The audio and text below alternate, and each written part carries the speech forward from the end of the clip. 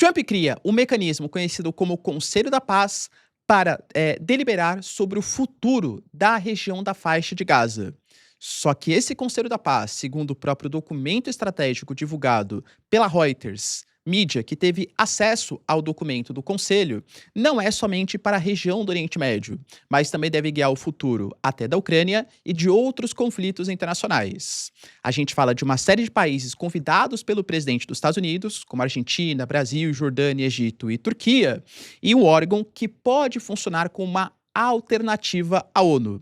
Lembrando que os Estados Unidos saíram mais de 60 órgãos internacionais, vários deles ligados à ONU, a ideia do presidente americano é criar uma alternativa ao Conselho, ao organismo criado no pós-Segunda Guerra. Será que vai dar certo? E, aliás, Brasilzão deve participar dessa? Pode sofrer retaliação dos Estados Unidos, hein? Se vocês querem entender um pouco mais sobre esses assuntos, e muito mais também sobre geografia, geopolítica, atualidades, política, polêmicas, enfim. Tudo para você se manter sempre bem atualizado, já se inscreve no canal, deixa o like e compartilha esse vídeo, que eu, professor Ricardo, conto muito com a sua ajuda. Belezinha? Então bora lá pro vídeo, pessoal, seguinte que tem assunto bem importante, ó. Como eu trouxe para vocês na introdução, os Estados Unidos estão criando um Conselho da Paz, sendo que esse conselho, inicialmente, a ideia era gerir o futuro da região da faixa de Gaza. Eu trouxe para vocês no vídeo de ontem, bem explicadinho, que vão ter forças de segurança liderada pelos Estados Unidos, uma espécie de governo ou conselho local de tecnocratas palestinos ou de outros países árabes que vão prestar uma espécie de consultoria, mas tudo vai estar na figura, né? Quem vai de fato desenvolver as políticas públicas é esse Conselho de Paz, com figuras como Tony Blair, ex-primeiro-ministro britânico, como o genro do Trump, como Steve Witkoff e o Trump sendo, claro, a liderança máxima. De repente surge a informação que o Trump ele convidou também alguns países para fazerem parte desse conselho, que vai ser liderado pelos Estados Unidos, pelo Trump. E países assim, eu até trouxe para vocês o vídeo de ontem, muito diferentes e que causou estranheza nos palestinos, no próprio Benjamin Netanyahu, que alegou que não ficou satisfeito com os países que foram convidados, e por ele não ter sido informado que esse Conselho da Paz contaria com outros países, e países que pensam muito diferentes. Por exemplo, o Milei, o cara é totalmente a favor de Israel, o grande aliado dos Estados Unidos, das políticas desenvolvidas pelo Trump. O Milei foi convidado. A Turquia, de Recep Erdogan, também foi convidada. Um Conselho da Paz com a Turquia para a questão palestina, a Turquia, o Erdogan, ele tem políticas muito contrárias a Israel e principalmente ao Benjamin Netanyahu.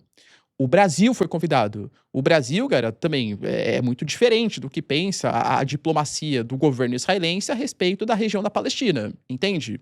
O Egito, a Jordânia, enfim, foram convidados. Hoje a mídia fala que quase 60 países foram convidados. O Brasil ainda não respondeu, o Lula não se pronunciou, o Itamaraty confirmou que recebeu o convite. O Milei foi um pouco mais indiscreto, até colocou a cartinha ali oficial, né, nas suas redes sociais. O Brasil alegou que recebeu o convite, mas que ainda não prestou as devidas respostas, né? Não é estranho?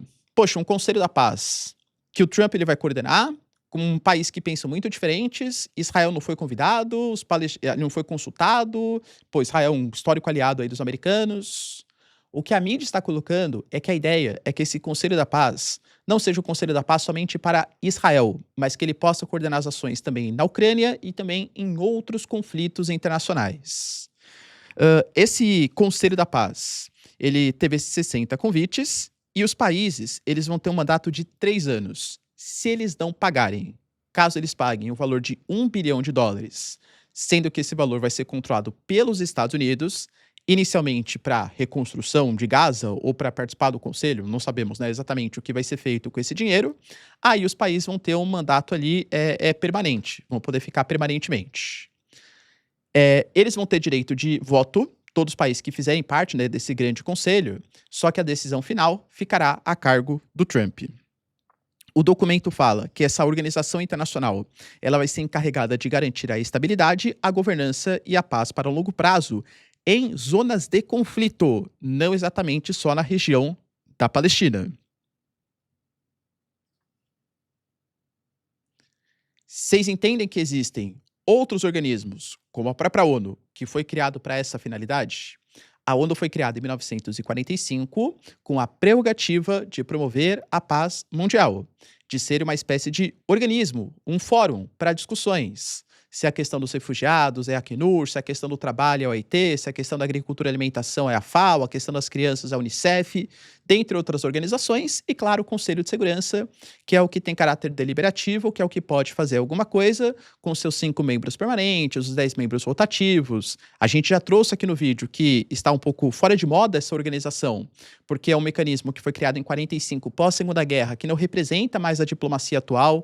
O poder de veto faz com que os países que não votam de acordo com seus princípios, e sim de acordo com seus interesses, vetem, né, aliás, uma série de propostas. Os americanos não deixam nada ser feito contra Israel porque vetam tudo. Assim como os russos também vetam resoluções contra a própria Rússia, entende? Então a ONU ela acaba ficando um pouco inoperante, principalmente o Conselho de Segurança.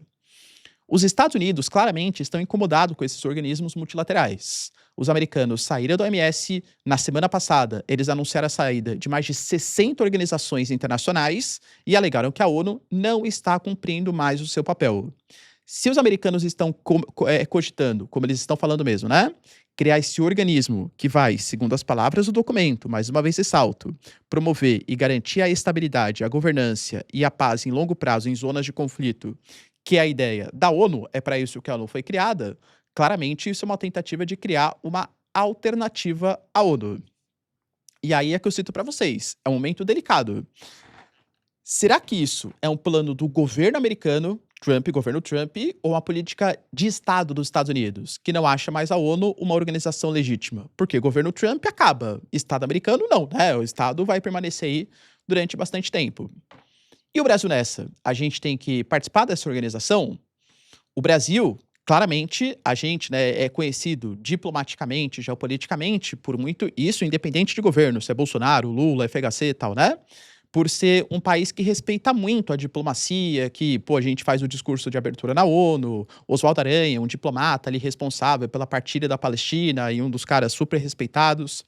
Diplomaticamente, o Brasil é o país da mediação e que usa a ONU e os organismos multilaterais para fazer essas mediações. O Brasil vai concordar com esse Conselho da Paz criado pelos Estados Unidos, essa alternativa à ONU? Se a alternativa der certo, pô, galera, é legal que o Brasil tivesse participado, né?